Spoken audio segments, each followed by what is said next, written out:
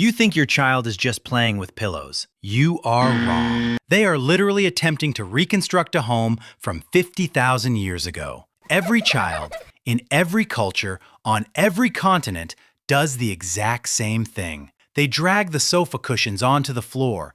They pin blankets to the chairs. They create a small, dark, enclosed space. No one taught them to do this. They haven't studied architecture. They are responding to a command buried deep within their biological operating system. We call this a fort.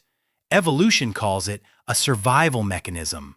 For the vast majority of human history, we did not live in open-concept floor plans with central heating. We lived in small, tight, defensive structures. We huddled in caves. We built mud brick huts. We squeezed into yurts. These weren't just choices, they were necessities. A small enclosed space meant protection from predators. It meant warmth. It meant the proximity of the tribe. Inside that tight perimeter, you were safe.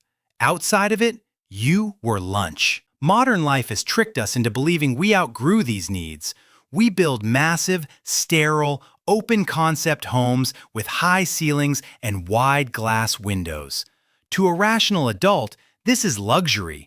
To a primal human brain, this is a terrifying, exposed savanna. When your child builds a blanket fort, they aren't looking for a game. They are looking for a refuge.